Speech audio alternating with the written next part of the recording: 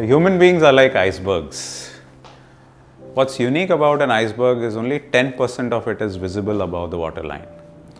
Now, how about human beings? How are they like icebergs? What's really seen by the world? And what is that 90%? Let me share that with you. So 10% is essentially the behavior. So whatever a camera can capture is something that is visible to the world at large. However, what is the driver of that behavior, or what are the drivers of that behavior, is not something that is very evident. What's happening inside that individual? So just below the waterline, if one were to look at it, there are thoughts and feelings. Below that are beliefs, then values, then life experiences that have shaped us. And in that, needs that have been met, not met, that's really where the behavior comes from. So let me share and make this alive with an example. In situations where there would be a possibility of a huge conflict, I would often find myself tongue-tied.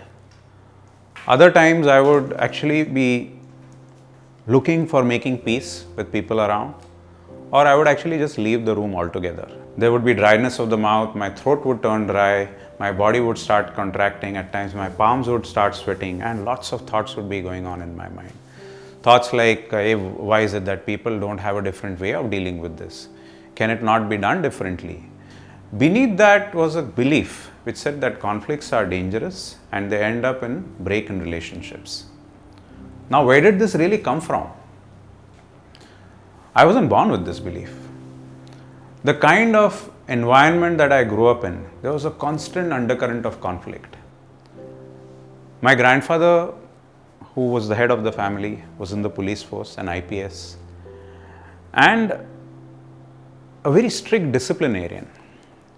So the kind of discipline that he would have at his police post or his police chowki, he would bring that home as well. And everybody had to fall in line. So whatever he said was final. He would not allow anybody else to express their opinion, and if they did express, it was at their own peril.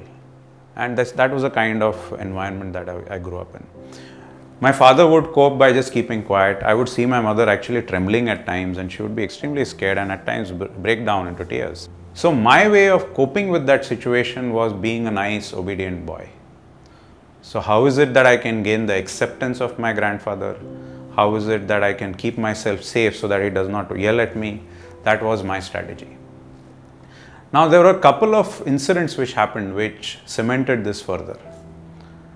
My uncle aunt used to live with my grandfather, and we were some distance away, and they had 2 small children. And once my aunt expressed her opinion in no uncertain terms to my grandfather, and I don't have the details of what happened exactly, but something happened, and finally they were asked to leave the house overnight, and they were homeless. So that sent kind of panic waves across to us. So once again, it was getting reinforced for me that conflicts are dangerous. They can actually lead to a break in relationships. So as I grew up, harmony became extremely important for me. So my value was harmony, and my belief was that conflicts are dangerous. They lead to a break in relationships. So that's the way the whole iceberg actually played out for me. So along the way, I actually worked on dissolving this iceberg. So if you dissolve the iceberg, what is available? Where is the iceberg actually found? It's found in the ocean. What the ocean represents is flow. It represents choice. It represents possibilities. Now, through the coaching process, my realization was, hey, I don't need to be in this behavior anymore. The mindset which I was carrying actually got challenged and actually dissolved. So the iceberg started dissolving. However, this was an inculcated habit over years together. So the body was still drawn towards taking the path of least resistance and going down the path of avoiding the conflict. But I was able to move to a situation where in the midst of a conflict, I could pause, take a deep breath, and actually see what's happening within me. And with that reflection, I was actually able to start engaging. So the fear didn't go away overnight. So earlier, if you would see me 1 out of times engaging in a conflict, now I would very easily say 7 out of 10 times. Have I really arrived? Not so.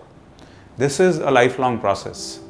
And as I engage with it more and more and deepen my practices, I see myself having a lot more freedom around.